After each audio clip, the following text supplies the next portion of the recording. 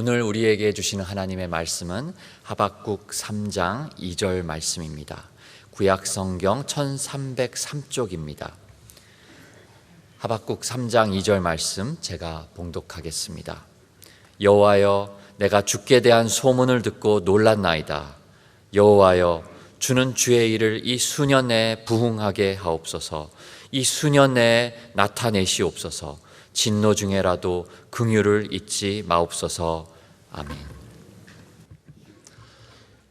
여러분 혹시 예지벨이 대학 부흥을 들어보셨습니까? 지금으로부터 약 한 달 전쯤 2월 8일 날 수요일입니다. 미국 켄터키주 윌모어라는 지역에 있는 예지벨이 대학, 거기에서 부흥 그게 일어났습니다. 먼저 몇 장 사진을 잠깐 보겠습니다.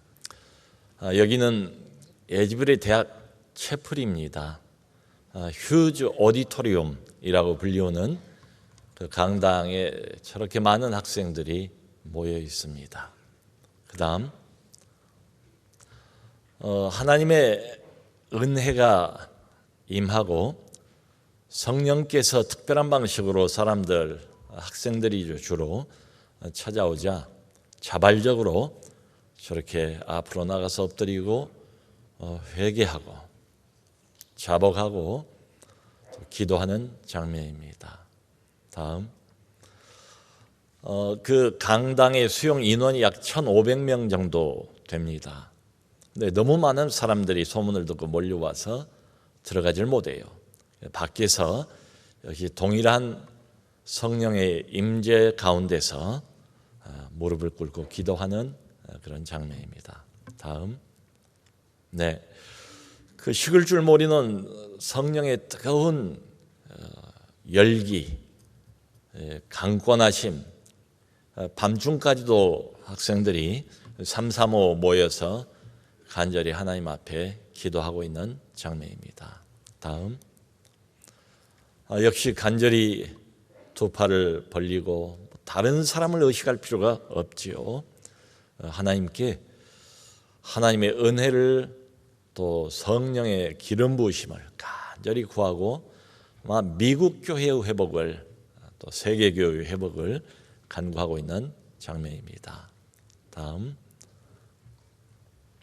역시 가득 그 예배당을 메운 청중들이 손을 들고 마음껏 하나님을 찬양하고 경배하는 장면입니다. 다음, 마지막으로 이분은 중국계 말레이시아 사람입니다. 홍투리우라는 교수입니다. 2년 동안 예지벨의 부흥을 위해서 그 이상이죠. 간절히 기도해 왔던 장본인입니다. 됐습니다. 이 예지벨의 대학은 크리스찬 대학교입니다. 그러니까 학생들이 정기 예배에 참석을 해야 됩니다. 바로 2월 8일 날 수요일 날 정기 예배가 끝나고 난 다음에 한 20여 명 정도 되는 학생들이 남아서 기도를 시작했습니다. 그때 특별한 일이 일어났습니다. 성령께서 그 학생들 안에 표현을 하자면 내려오셨어요. 예외적이고 특별한 방식으로 학생들 마음에 감동을 주셨습니다. 그 뒤로 계속 사람들이 밀려들기 시작합니다. 사람들이 점점 많아지는데도 이 예배당을 떠날 줄을 몰라요. 그래서 하루 종일 예배가 그날 그 시간부터 시작이 된 겁니다. 이 채플 안에서 특별한 일이 벌어지고 있다는 것을 이 학생들이 친구들에게 문자로 보냈습니다. 그 문자를 보고 또 학생들이 몰려들기 시작합니다. 교수들이 찾아왔습니다. 바로 옆에 있는 예지벨이 신학대학원의 학생들 또 지역의 목회자들, 성도들이 소문을 듣고 찾아왔습니다. 이 에즈베리 대학의 부흥 소식은 SNS를 통해서 삽시간에 미국 전역으로 또 세계로 번지게 되었습니다. 그러자 미국 뉴욕 타임스 그리고 폭스뉴스 이런 데서 관심을 갖고 에즈베리 대학 현장을 취재를 했습니다. 그래서 온 미국, 온 세계에 이 부흥이 대번에 알려지게 되었죠. 아까 보셨던 것처럼 소식을 듣고 미국 전역에서 사람들이 찾아옵니다. 근데 수천 명이 줄을 서서 그 안으로 들어가기 위해서 6시간, 7시간, 심지어 8시간을 기다렸는데 그 기다린 것 자체도 예배였다. 이렇게 이야기를 합니다. 대학 측에서는 결국 인근에 있는 다른 건물들을 열어서 이 사람들을 수용하기 시작했습니다. 윌모라는 지역은 인구가 한 6천 명 정도밖에 안 되는 아주 작은 지역입니다. 그런데 이 에즈베리 대학의 이 지역에 찾아온 사람들이 부흥이 일어나고 난 뒤에 매일같이 15,000명 정도가 찾아왔습니다.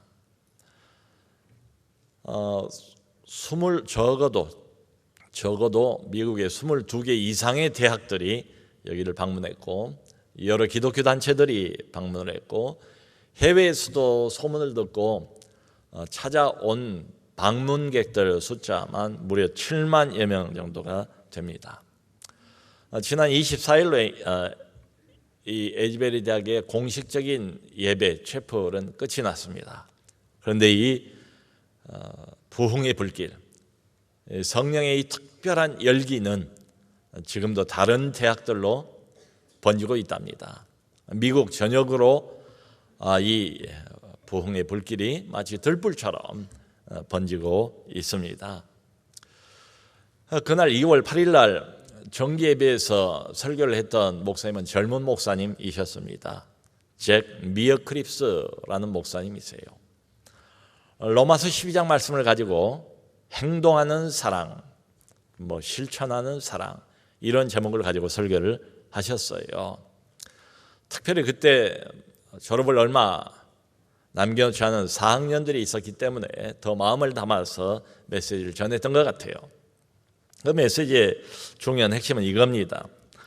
우리는 하나님을 바로 알기 전에는 그 누구도 다른 사람을 진정으로 사랑할 수 없습니다. 우리의 사랑의 근원은 바로 하나님의 사랑입니다. 그러므로 여러분들이 진정으로 누군가를 행동으로 사랑하고 그 사랑을 실천하기를 원하신다면 먼저 하나님의 사랑을 내가 경험할 필요가 있습니다. 그러므로 하나님의 사랑을 배우고 그 사랑을 경험하기까지 이 자리를 떠나지 말고 계속 기도하시길 바랍니다 라고 도전을 했어요. 그리고는 마지막 설교 마친 뒤에 마무리 기도를 이렇게 했습니다. 성령이여 우리에게 말씀하여 주옵소서. 지금 여기 모인 학생들의 영혼과 마음과 심령 속에 열매를 맺도록 도와주옵소서. 주여 우리 가운데서 새 일을 행하시옵소서. 우리의 심령을 당신의 사랑으로 부흥케 하여 주옵소서 라는 게 마지막 기도였습니다. 이번 에즈베리 대학의 이 부흥은 전혀 요란하지가 않았습니다. 무슨 대단한 은사현상 없었습니다. 대단한 치유나 기적적인 신유 이런 것도 전혀 없었습니다. 그저 차분했고 그저 조용했고 하나님의 임재 안에서 모두가 다 한 마음이 되어서 하나님을 계속 지속적으로 찬양하고 기도를 이어갔습니다. 그게 특징이에요. 그래서 이 에즈베리 대학의 이번 부흥의 특징, 두드러진 것이라면 지극한 겸손, 가장 낮은 자세의 겸손, 그리고 또 하나가 하나님을 향한 갈망입니다. 하나님을 향한 배고픔, 하나님을 향한 간절함, 갈망, hunger for God, 하나님을 향한 굶주림, 이게 특징이라는 거예요. 그 성령의 방문을 받고 모두가 깊은 회개 그리고 거룩하게 살고자 하는 변화의 마음을 가졌다는 것입니다. 가장 많이 이번 부흥과 관련해서 사용이 되는 표현은 달콤한 하나님의 임재입니다. 거친 또 폭발적인 이런 임재가 아니고, 그런 임재도 있습니다만은 달콤한 하나님의 임재, sweet presence of God, 달콤한 하나님의 임재. 하나님께서 임재 가운데서 이 사람들을 찾아오시고 그 심령을 만지셨습니다. 그 심령을 회복시키셨습니다. 그리고 새롭게 하시고 하늘의 힘으로 다시 채워 주신 거예요. 여러분, 이 에즈베리 대학의 부흥의 특이한 점은 대부분이 Z세대라는 사실입니다. 가장 비종교적인 것으로 알려져 있는 Z세대의 부흥이 일어났어요. 이게 부흥이 계속되고 사람들이 계속 몰려드니까 학교 당국에서 이런 특별한 조치를 취했습니다. 저기 휴지 오디토리움, 그러니까 채플실 안으로 들어갈 수 있는 사람은 나이가 26살 미만이어야 된다. 26살 이상은 못 들어가도록 출입을 제한을 했답니다. 왜냐하면 이 이들이 먼저 은혜를 받아야 되니까 말이지요. 이 사람들은 누굽니까? 우리가 알기로는 포스트 모더니즘의 직간접으로 영향을 많이 받은 세대지요. 그리고 어느 세대보다도 자기 중심 성향이 매우 강한 이런 젊은이들입니다. 그 젊은이들을 하나님께서 사랑하셨고 그들 안에서 하나님이 새 일을 일으키신 거예요. 이번 부흥에 큰 역할을 했던 것은 SNS입니다. 그러니까 이 에즈베리 대학 부흥에 대해서 특별한 리더가 없어요. 어떤 주체 세력이 없습니다. 유명한 설교자가 등장한 것도 아니에요. 이 부흥 소식을 듣고 몇몇 이름 있는 CCM 그룹들이 자신들이 찬양을 인도해 주겠노라고 제안을 했답니다. 이런 비슷한 제안들 모두를 다 대학 측이 거절했답니다. 왜냐하면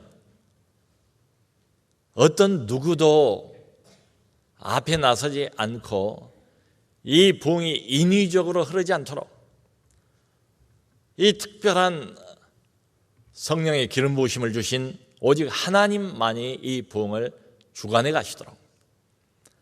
여러분, 진정한 부흥은 결코 사람이 만들 수 없습니다. 그건 사람의 기획이 아닙니다. 사람의 작품이 아닙니다. 언제나 진정한 부흥은 하나님의 주권입니다. 처음부터 끝까지 이 특별한 새 일을 일으키신 우리 하나님께서 이 부흥을 주도해 가시도록 대학 당국이 참 지혜롭게 조치를 취했습니다. 여러분, 만일에 하나님께서 이 시대 전체를 바라보시면서 한마디로 정의를 하신다면 뭐라고 말씀을 하실까요?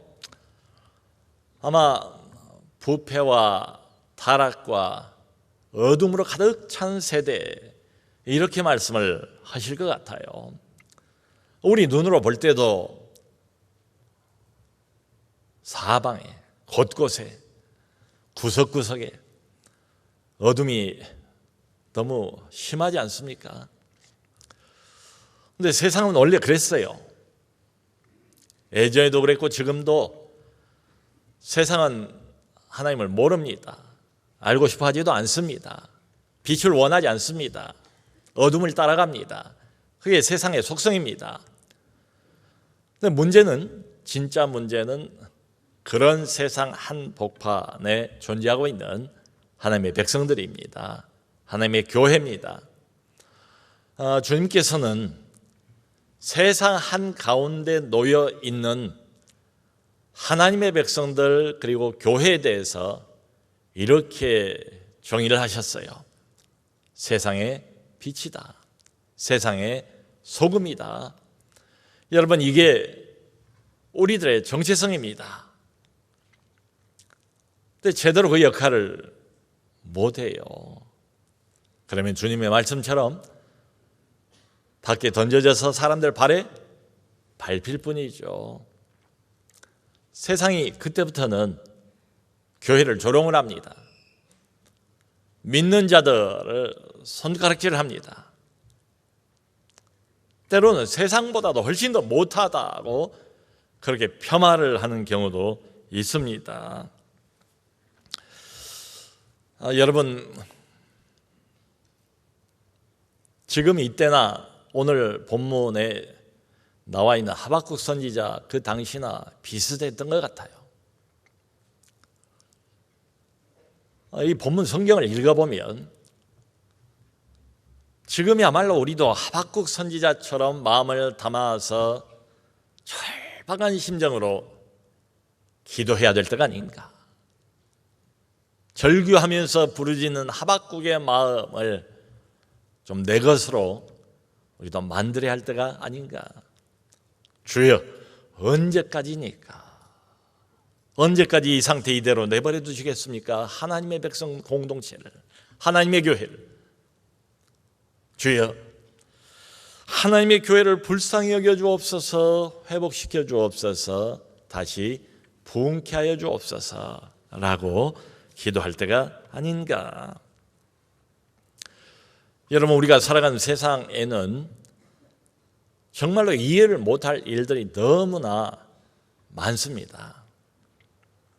우리가 하나님을 믿는 사람이기 때문에 하나님에 관해서 심각한 의문을 갖는 때가 있습니다. 하나님이 살아계신다면 왜 이런 끔찍한 일들이 이렇게도 많이 벌어지는 것인가, 성행하는 것인가?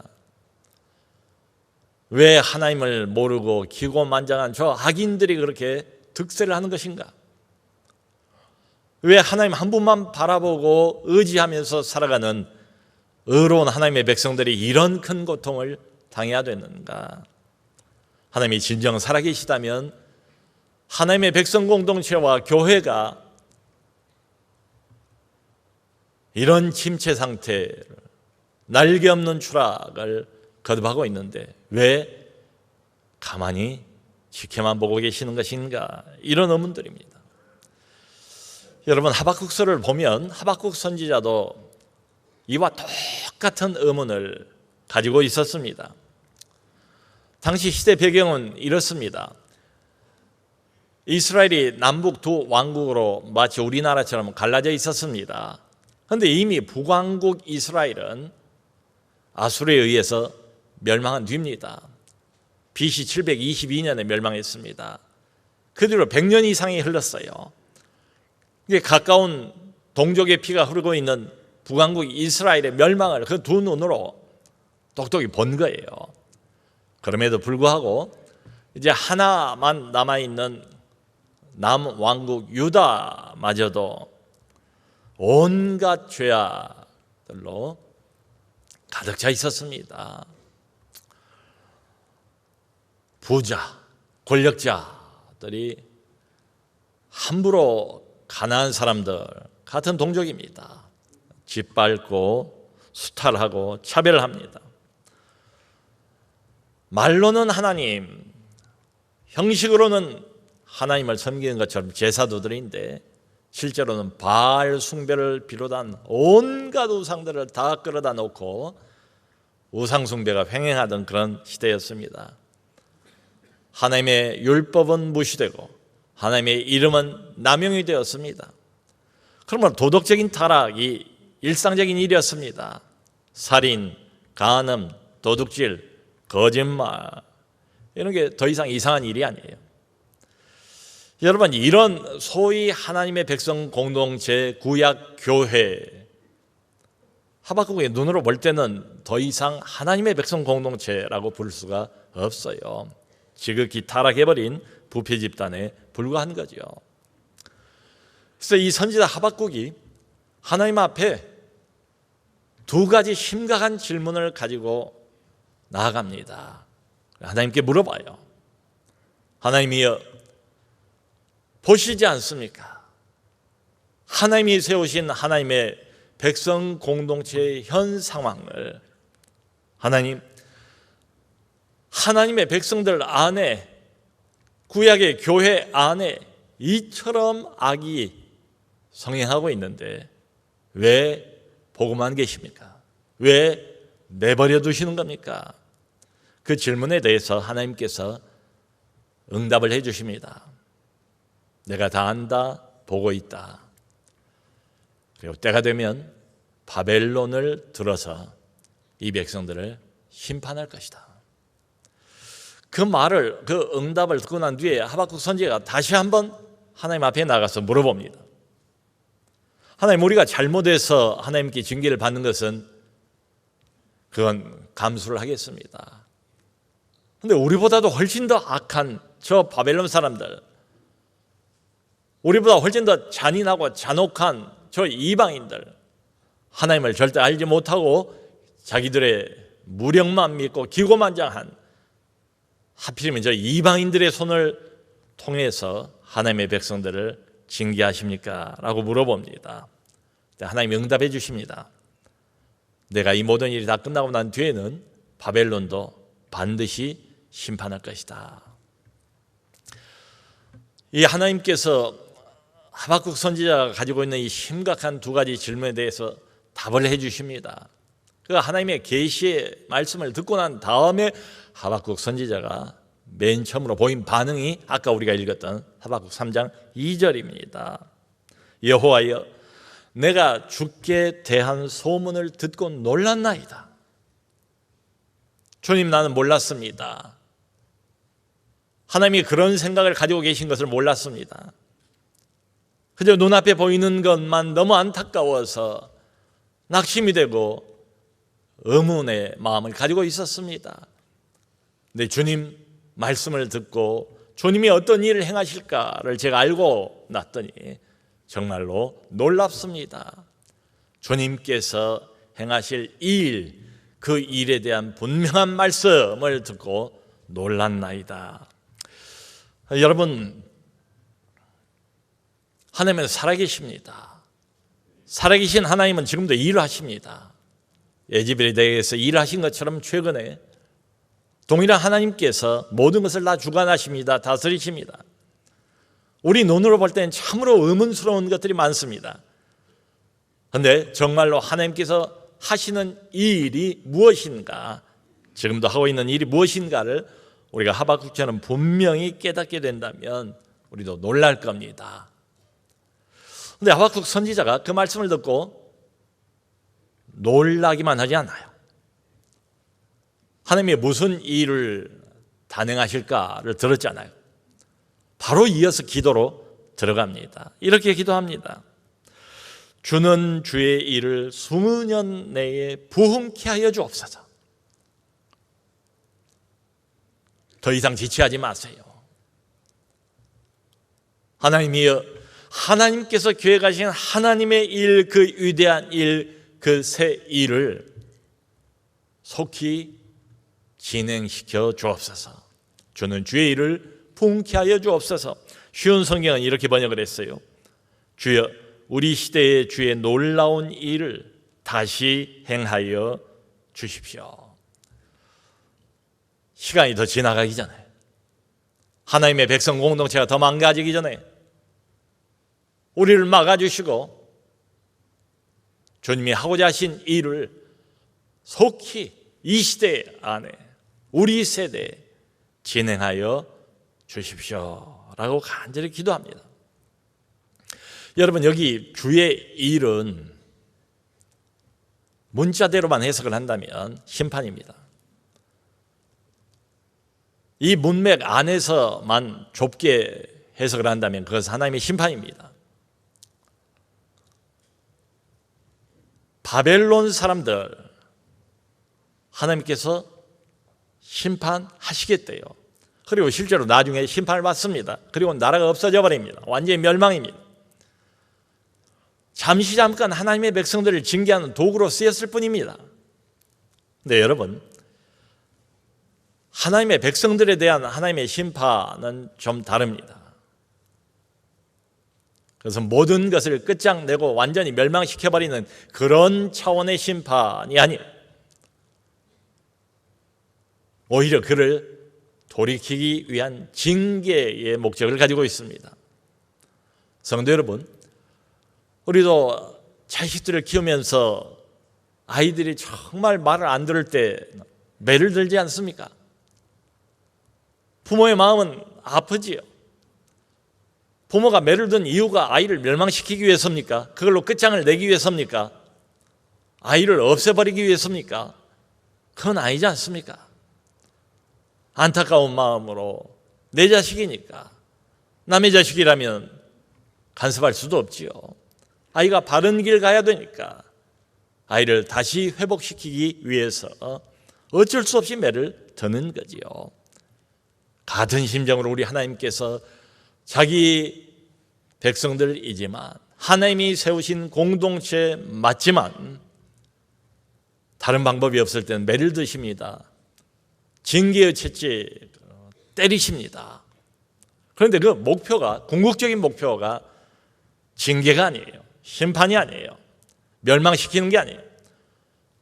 결국은 남왕국 유다도 불순종을 거듭하다가 망하지 않습니까? 근데 거기서 끝나는 게 아니잖아요. 하나님께서 정한 이 시간이 차면, 70년이 차면 다시 내가 너희를 회복시키리라 약속하시지 않습니까? 그러니까 하나님께서 이 교회를, 하나님의 백성 공동체를 징계하실 때는 궁극적인 목표가 따로 있다.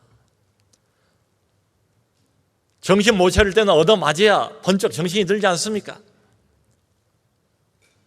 이렇게 어르고 저렇게 말해도 도무지 귀담아 듣지 않을 땐 다른 방법이 없지 않습니까?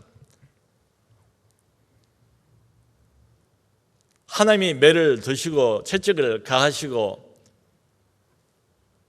그리고 고통을 느낄 때 비로소 영혼이 깨어납니다. 비로소 세상을 향하던 시선을 하나님께로 돌리지 않습니까? 그러므로 하나님께서 사랑하는 자기 백성들, 하나님의 백성 공동체 손을 대실 때는 궁극적인 목적은 어디 있는가 하면 영적인 회복입니다. 영적인 갱신입니다.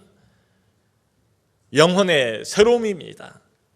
하나님과의 관계의 회복입니다. 그게 하나님이 매를 드시는 이유예요. 지난 코로나 3년 동안 온 세상이 어려웠지요. 어느 지역이나 어떤 사람이나 불편함을 겪지 않은 지역도 없고 사람도 없지 않습니까? 그런데 그 중에서도 특별히 더 어려웠던 것은 바로 교회 공동체였습니다. 여러분들이 다 아시는 것과 같습니다. 여러분, 하나님을 믿는 사람들 예배, 그것이 바로 우리의 신앙의 핵심 아닙니까? 하나님을 믿는 사람들의 본능은 자꾸 모이는 것입니다. 우리는 결코 이 세상 한복판에서 홀로 설 수 없습니다. 홀로 좁은 길을 갈 수 없습니다. 혼자 가기엔 너무 어려워요. 너무 힘들어요. 유혹도 많고 종종 어둠의 공격을 받기도 합니다. 우리는 모여 있어야 합니다. 종종 모여야 합니다. 서로를 의지하면서 마음을 나누고 기도 제목을 나누고 우리의 삶을 나누면서 자꾸 하나님을 바라봐야 합니다. 그런데 어떤 모임도 마음 놓고 가지질 못했습니다. 지난 3년 동안 우리 신앙의 핵심이고 멀리 나갔던 신앙을 다시 불러오는 핵심이 될 수 있는 예배마저도 제대로 드리지를 못했습니다. 그러면서도 지난 3년 동안 교회는 온갖 구설수와 비판에 시달리지 않았습니까? 그러면 이런 생각이 들어요. 지나온 3년을 뒤돌아보면 마치 하나님께서 구약 공동체, 구약 교회를 하나님 손으로 징계를 하셨던 것처럼 지난 3년 동안 마치 하나님의 백성 공동체가 징계를 받은 것 같은 그런 느낌이 들어요. 편하게 신앙생활을 했고 전혀 던져보지 않은 질문에 대해서 질문을 던질 수밖에 없는 상황에 맞닥뜨리게 되었습니다. 근본적인 질문입니다. 교회는 왜? 교회는 무엇 때문에 존재하는 것인가? 우리의 신앙이라는 것은 도대체 무엇인가? 예배는 어떤 것인가? 어두운 세상 한복판에서 하나님을 믿는다고 하면서 세상을 걸어가고 있는 신자는 도대체 어떤 역할을 맡고 있는 사람들인가? 어떤 모습을 보여야 되는가? 등등. 여러분, 어쩌면 지난 3년 동안 이야말로 우리가 그동안 의지하고 있었던 모든 가림막들이 다 사라지고 교회가 자신의 민낯을 보는 시간이 아니었는가? 3년 동안 방 안에서 기계 앞에서 가느다랗게 마치 영혼의 생명줄처럼 연결되어 있는 그 인터넷에 매달려서 신앙을 유지해왔던 우리 신앙의 진면목이 무엇인가를 거울처럼 똑똑히 보던 시간이 아니었는가? 그리고 그 결론은 무엇입니까? 얼마나 우리의 믿음이라는 게 허약한 것인가? 얼마나 하나님의 백성 공동체가 사실은 허술한 것이었던가? 이게 현실이고 이게 팩트니까 정직하게 직면을 해야죠. 여러분, 그러므로 이런 현실 앞에서 우리도 하박국과 같은 심정을 가질 수밖에 없지 않겠습니까? 회복이 필요한 때입니다. 부흥이 필요한 때입니다. 때는 마침 봄철입니다. 모든 것이 다시 살아나는 계절. 나무가 살아나고 꽃이 살아나고 생명이 다시 살아나는 이 약동하는 계절 말이에요. 네, 우리의 영혼도 살아날 필요가 있습니다. 우리의 믿음도 이때에는 더 이상 미루지 말고 이때에는 반드시 회복할 필요가 있습니다. 그러므로 하박국이 마음을 담아서 절박한 심정으로 마치 절규를 하는 것처럼 하나님 앞에 지금 기도하고 있습니다. 기도의 목표는 하나님의 백성 공동체의 회복입니다. 영적인 갱신입니다. 부흥입니다. 주여, 미루지 마시고 속히 우리 안에 부흥을 주옵소서, 영혼을 회복시켜 주옵소서, 하나님의 교회를 다시 회복케 하여 주옵소서. 이번 에즈베리 대학의 그 부흥 뒷이야기 들어보면 여러 사람들이 새벽을 깨우면서 계속 기도를 해왔대요. 그 대표적인 사람이 아까 보았던 홍투리유 교수입니다. 이분은 원래 시카고에 있는 트리니티 신학대학에서 박사학위를 했던 사람입니다. 그리고 자기 나라인 말레이시아로 돌아가서 14년 동안 신학교 교수로 가르쳐왔던 사람입니다. 보수주의 신앙을 가지고 있는 사람이고 보수 신학을 가르친 그런 인물입니다. 근데 2015년도에 안식년을 맞아서 에즈베리에 방문 교수로 머물렀답니다. 그런데 그때 희한한 일이 벌어졌어요. 하나님께서 그렇게 말씀하시더랍니다. 너는 교수직을 내려놓고 지금부터 에즈베리의 부흥을 위해서 풀타임으로 기도하라. 그래서 이런 걸 구해본 적도 없고 자기 신앙 가려고는 너무 다르니까요. 처음에는 선뜻 받아들이지를 못했답니다. 근데 계속 하나님께서 동일한 말씀을 하시는 거예요. 검증 과정을 거쳐서 하나님의 뜻이 분명하다는 걸 확인한 다음에 이 사람이 결국은 교수직을 내려놨어요. 내려놓으면서 하나님께 주님 그러면 먹고 사는 문제는 어떻게 합니까? 먹고 사는 생활 문제는 걱정하지 마라. 내가 알아서 다 해줄 테니까 너는 기도만 하라. 결국 2019년도에 에즈베리로 집을 이사를 했어요. 그리고는 그때부터 풀타임으로 에즈베리의 부흥을 위해서 계속 기도해 온 겁니다. 그러고 있는데 그 다음에 하나님께서 또 이런 말씀을 하시더래요. 그냥 기도만 하지 말고 거리를 돌아다니는데 팻말을 들고 돌아다니라. 그래서 아까 본 것처럼 앞 뒤에다가 팻말을 이렇게 써서 붙이고 돌아다녔대요. 거기는 이렇게 쓰여 있었답니다. 회개하고 예수를 믿으라. 하나님의 나라가 가까워왔다. 윌모어의 각성과 부흥을 성령이여 오시옵소서. 여러분 한때 학생들을 가르치는 고상한 교수님이었습니다. 근데 이 모든 걸 다 버리고 하나님 말씀에 순종해서 앞뒤로 팻말을 걸치고 2년 이상을 밤낮으로 기도하면서 윌모어의 에즈베리의 부흥이 임하기를 기도한 거예요. 이 사람이. 나중에 이 소식을 알고 유명한 매체에서 인터뷰를 요청했지만 단 한 번도 거기 응하지 않았답니다. 하나님의 영광을 가릴까 봐서 말이지요. 그러니까 6천 명밖에 안 되는 그 윌모어의 대부분 사람들이 이 사람을 다 알게 된 것 아니겠습니까?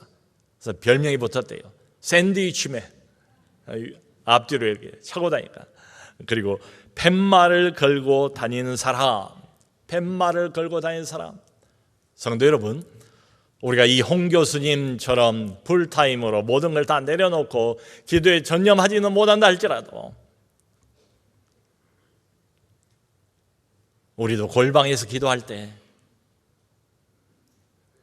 이 시대의 상황을 정직하게 바라본다면, 이 한국 교회의 날개 없는 추락을 조금이라도 염려한다면, 코로나 이후에 믿음의 회복과 영적인 갱신을 정말로 간절히 원한다면 기도해야 되지 않겠습니까? 부흥은 자동적으로 오지 않습니다. 부흥은 그저 오지 않습니다. 반드시 항상 그렇습니다. 기도를 통해서 옵니다. 그러므로 여러분 홀방에서 기도하실 때에 긴 기도 제목 안에 간단하게 짤막하게 이 내용을 집어넣어 주시면 어떻습니까? 하나님이여 주의 이름과 영광을 위해서 우리의 영혼을 회복시켜 주옵소서. 주님의 백성 공동체 교회를 다시 부흥케 하여 주옵소서. 기도하는 우리 모두가 될 수 있기를 주님의 이름으로 축원합니다.